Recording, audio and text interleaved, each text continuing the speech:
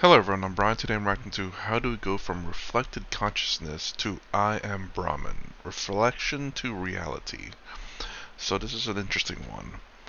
I think this is kind of the I think this is kind of like perhaps the hard part from reflective. Well, obviously it is, because this is where you essentially get to essentially enlightenment, I believe. Again, from reflected consciousness, which is the ego, the way we see ourselves now, to Brahman, Atman, essentially moksha, um, enlightenment. Now, the funny thing is that how do we get that in 10 minutes? But yeah, let's go ahead and hear what Swami here has to say, and let's get started. Let's see if CC is needed. Pranam Swamiji. Yes. Today is the day when I'm blessed to be in your presence after many years of listening to you. I've come all the way from Florida. My name is Gautam, and I'm humbled to be in your presence. And please, I'm asking your blessings to show me the way between the reflected consciousness and Aham Brahmasmi. Thank you. Thank you for that question. This quest is the most precious thing in our lives. We are all here, we are united by one thing. We have a quest. We are all spiritual seekers. Some may be devotees, some may be interested in non-dual Vedanta, some may be more interested in meditation, some may be interested in doing good to the world. But we all have a spiritual quest. Some may be Hindus, some may be Christians, Muslims, whatever. Some may be atheists or spiritual but not religious. There are many such in America, especially these days. But we all are spiritual. And that's common. We all have a spiritual quest. One form it takes is the Vedantic inquiry. And there this question arises. How do you go from the reflected consciousness to I am Brahman? What that means is the teaching of Advaita Vedanta is that you are that ultimate reality. There is one ultimate reality which is existence, consciousness, bliss, which appears as this entire universe and therefore non-dual, because one reality appearing as many. The many are not separate from that one. So there is no second reality apart from that one. Hence non-dual. Where is this non-dual reality? What good does it do? If you realize that I am that non-dual reality, then all your problems are at an end, at a deep philosophical level. They won't pay off your debts or bills, or, they will not cure disease. That is the way of the world. But it will no longer matter to you. You'll be able to cope with all the problems in the world and yet be centered and peaceful and fulfilled all the time. That's kind of that's the I won't say the problem, but it's the how do I say? It's the thing that could become a problem. It's because it's almost like he's saying you shouldn't care about it, but I know he doesn't mean it that way, and it's the interpretation of how some people could interpret it. Now you can say, well, that's not his problem, and you're absolutely right, but this is why I try to explain things as best as I can where I get the least amount of misinterpretation as possible. I know if you listen to a lot of his things, you know what he means. But there are some people who just listen to one or two things like, well, he said it, and that's all I need to hear, and that's it. That's all I need to hear from him. And I just live my life the way he just said just now, which is true but yet misinterpreted. Meaning that it's true that you should not care about these things because you are detached from that. Your true self is not that. But that doesn't mean you don't do anything about it. You still have your dharma, your duty to make sure that you are healthy and still, I won't say live by the rules of the world, but by doing good in the world and keeping yourself healthy. Pretty simple and basic things. And this is the reason why I believe. Is it Samkhya Yoga? No, not Samkhya Yoga. Is it Samkhya Yoga? But this is why I believe in the duality of the material realm and Atman Brahman. It's because even in this talk, you hear there's still this duality there, even though it's non-dual. And if it's truly non-dual, then there is no It's really weird. There's no sense of this world. Truly and genuinely, there's no sense in this world, but yet, even in a non duality, you still want to do good. You still need to do good. You still need to take care of yourself. You still need to do all these things that ultimately doesn't matter. And I do believe they acknowledge this too. But if there is this duality, that this world is real and Atman Brahman is real, then at least there's a reality, in my opinion, that matters. I hope you understand what I'm trying to say. Trying to think if there's anything I need to, again, explain a little bit just to make sure I try to be as clear as possible. But I guess here's the thing, if it doesn't matter ultimately, then it doesn't matter. If it has a matter, if it matters, then it matters, And again, ultimately, in terms of non-duality, this world doesn't matter in a sense.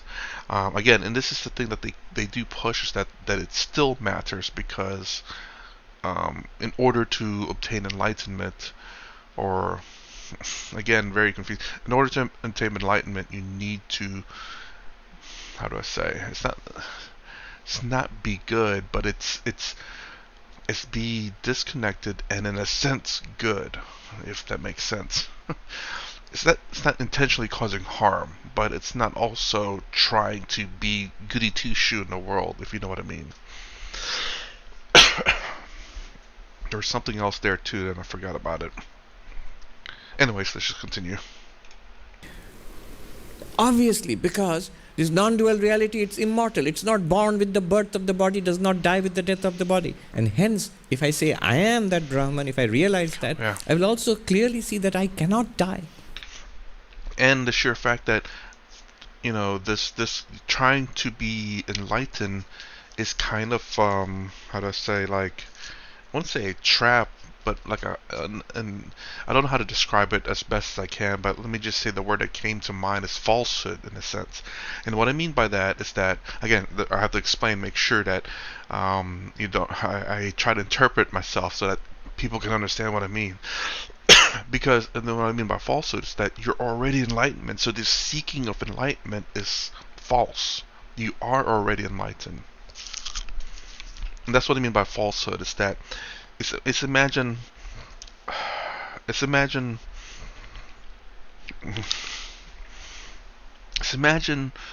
you're looking for your eyes so you can see, and you're like, where is my eyes? Trying to find them. You already have them, and it's kind of like that's what I mean. I don't know if falsehood is the right word, but I hope you understand what I mean. It's basically you already have it. There's no point in seeking it, but yet there is this somehow seeking nature to it. Excuse me. To a degree, I kind of understand, because I think people want perhaps a grasp of it. It's almost like they want to touch this enlightenment, this Atman Brahman. They want to touch it. That's why we seek it. It's almost like that, where obviously we can't touch it or we can't find it. Well, I don't know about the finding part. Obviously, it's not part of this world in the sense that it's not something that we can necessarily see, touch, feel, or taste. Even though this world is this world is made of it. I hope that's the right phrasing for that. And again, I hope you understand what I'm trying to say too. That non-dual reality itself appears as this universe. So the non-dual reality is consciousness, it's one light. Then this universe is also one light. There is no darkness anywhere. That non-dual reality is fulfillment, what is called ananda, purnatvam, completeness. I am that completeness. Then there is no incompleteness, no dukkha, no suffering, no dissatisfaction anywhere. I'm just translating one of the most sublime things, claims for Vedanta, which I heard from a sadhu. He said, Kahin koi mrityu nahi Mahatma ji, kahin koi jadata nahi, kahin koi dukh nahi. What a beautiful thing to say. There is no death anywhere, O monk. There is no darkness anywhere. There is no sorrow anywhere. When? You might say, oh, after you become enlightened. No, right here, right now. It's already a fact. Isn't it worthwhile to realize that? There's nothing more worthwhile. Nothing even comes close to that. Now, where is this wonderful thing? It says it's you. It's very close to you. Indeed, it is you. Me. What me? How is it me? Not you, the body. Not you, the mind. You, the consciousness. That's the teaching. But the moment the teacher says you, the consciousness, then this question comes. Because we already know what consciousness means. We have at least a kind of working idea. Yes, we all feel aware. Who doesn't feel aware? We all feel aware. We all feel conscious. We know what the word consciousness means more or less in English or in our native languages. And what we mean by consciousness, what that word means in English or in our native languages, is what Vedanta calls reflected consciousness. Chit Chaya, the shadow of consciousness, the reflection of consciousness, Chidabhasa, the appearance of consciousness. It is not the non-dual Brahman which Vedanta talks about. Rather, it's like its reflection. You have come close. You have come close. It's as close as looking at your face in the mirror. I'm trying to experience my own face. And the closest I've come is I see the reflection. That is my face. Yes and no. That's not your face. That's a reflection in the mirror. If you go and touch that, you will not touch your face. You will just touch glass, which is catching a reflection, generating a reflection. The consciousness that we feel is like that reflection. And as that reflection is very, very close, intimately close to your real face, so is the consciousness that we feel now, intimately close to our real nature as Satchidananda, existence, consciousness, place, Brahman. As the journey from that reflected face to our real face, so is the journey from this reflected consciousness to the non-dual consciousness which I am. What is the journey? First of all, you have to find out what's the relationship between the real face and the reflected face. What's the connection? You'll have to say, no connection.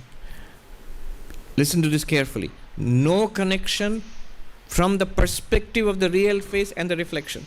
The real face is not bothered with the reflection. Do you understand what I mean? Let the reflection be there. The real face is just the same. Let the reflection not be there. The real face is just the same. Let the reflection be there in a distorted mirror, concave, convex. You have seen the trick mirrors. The face becomes like this, face becomes like this. Yeah? The real face is just the same.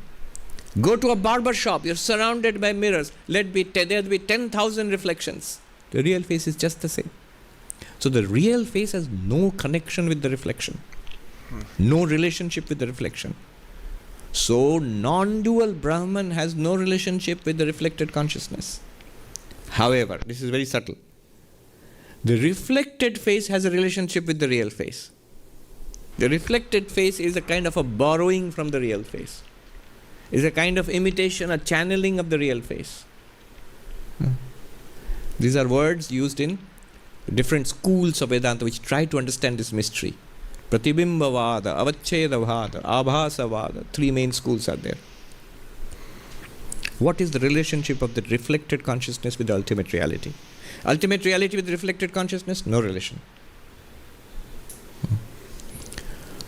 But why do I feel related to the reflected consciousness? Remember, what is the reflected consciousness? Reflected consciousness shines in the mind. And the reflected consciousness is connected to everything in the mind.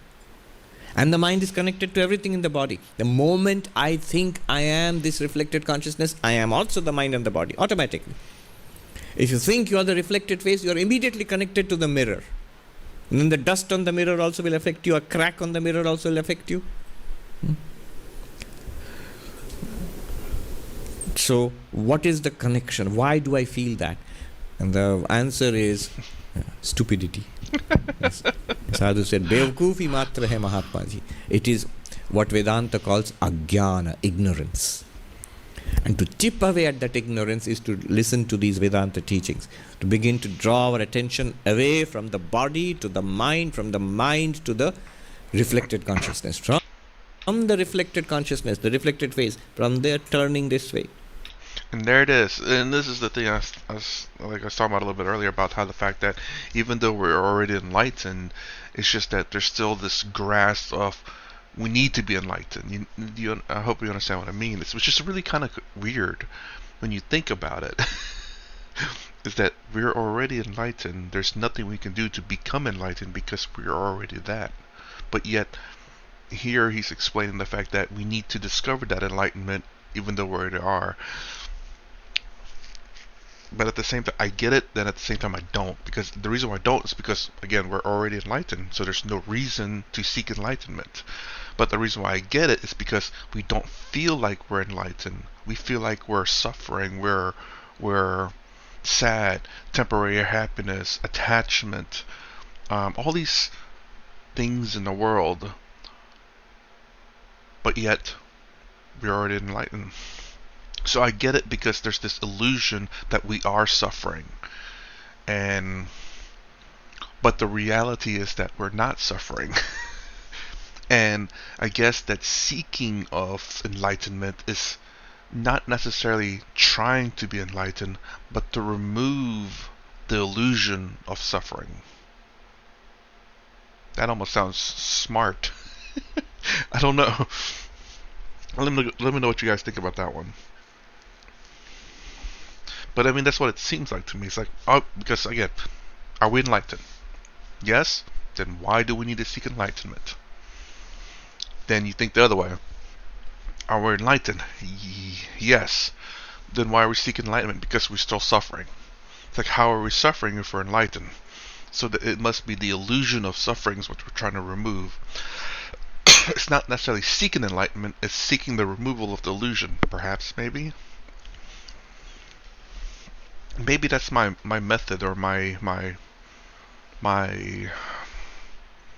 path, I guess, where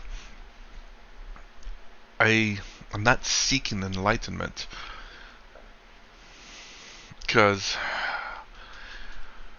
I mean, it's not like I'm actively seeking it, but I am seeking it in the sense that if my path happens to take me there, if that makes sense.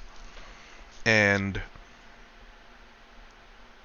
to me, it's more along the lines of removing not necessarily the illusion of suffering, but the reality of suffering, which is also the illusion of suffering. Again, another double thing, like we're seeking enlightenment, but we're already enlightenment. I'm trying to remove the real suffering, but in reality it's the illusion of suffering. It can be confusing. I hope I'm not confusing anyone. And I hope you know what I mean. Because when I say real suffering, this is the thing that we feel. That's the reason why we seek enlightenment. It's because we feel that suffering is real, even though it's not. And this is my path where I say suffering is real, even though I know it's not. But it's to remove the suffering, therefore removing the illusion of suffering, in a sense. Or maybe I'm trying to sound really fancy, I'm not sure. That's the way I think so far of my path. That final turning it can't be done by anybody else. You'll have to do it yourself. Their words will fail, thoughts will fail. Up to reflected consciousness, words can work, our thoughts and understanding can work, we can locate it also. Ask yourself the question, to whom or to what does this reflection appear? There's no way of answering. Don't try to answer it in words, just notice it in reality. Notice it in reality. Here is the body, I'm aware of it. Here is the mind, thoughts, feelings, emotions, I'm aware of it. Here is the awareness itself, I am aware. That is also an experience. To whom or what is that experience? If you try to pursue it, you will come to a quietness, a blankness. That quietness or blankness is also appearing to something. It's an experience after all. To what is that quietness or blankness appearing? If you push back further, You will get it. There's no words which can express it. What you get, drop that also. Because there will be an element of the mind there. There's a speck of the mind still working there, which you are using for your investigation. Drop that also. As you can see, there is nothing to be said at that point. Yes. Thank you. I will say, I think I did get to the point of that blankness, because I was trying to think back further, but then at the same time, it's still not quite there. Obviously, like you said, there's still that observer of the blankness. That's as far back as I've gotten, and I think that's, I'd say, relatively easy to get to. I think, because it is all thoughts remove. Well, all thoughts but the blankness removed, essentially. All emotions removed but the blankness, the emptiness, the stillness, the quietness. But there's still this thing that's aware of that. And I can't get past that. I don't think so. I mean, and this is what he said towards the end, that even when you get to that point, when you get behind those layers, there's still that element of the mind there, and that awareness. So I guess for me, it's not necessarily that I gave up on it, but if I can't get past it, it's not like this. I don't think me having to worry about it or like start panicking about it's going to help me. I think by maybe detaching myself from that blockade or that impassable wall, well, for one thing, it's part of the teachings is the detachment of worldly stuff, and that is a worldly thing that's preventing me from being enlightened. If I detach myself from that, will that make me enlightened?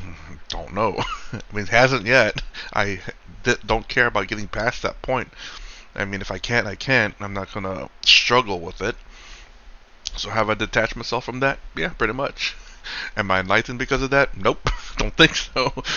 But I'm not gonna struggle about it. So, yeah, and I think that's my mindset. It's the fact that if there's some impassable thing that I can't get across, and again, mind you, impassable meaning I just can't get past it. Could something later down the line help me pass this impassable thing? Yeah, maybe. But for now, if I can't do it, then I'm not going to worry about it. I'm not going to, it's not necessarily wasting time, but it's more along, I'm not going to struggle for it. It's not worth it.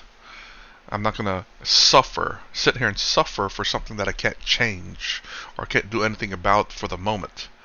If something comes up later on, I'm like, oh wait, you know what? That actually might work for this impossible thing that I was struggling with 6 years ago. Let me try that. Then I'll worry about it. But outside of that, I'm not. So, again, it's that detachment from, it's not about not caring, it's about understanding that the limitation, and then detaching yourself from trying to achieve something that you cannot achieve knowingly, not willingly. So, for example, if you want to be like a famous sports player, but you're not physically there, then you can then detach yourself from that, and so you don't suffer. It's like, oh man, I wish I was the best sports player. I wish I could have made it. You're suffering from something that you have a limitation in your body for. A lot of people have this. When you can learn to accept certain limitations and understand that it's not your fault. You can get past a lot of suffering. Again, this is my technique about removing the suffering, the real suffering, which removes the illusion of suffering. Hopefully, I don't know if it does, but it does for me.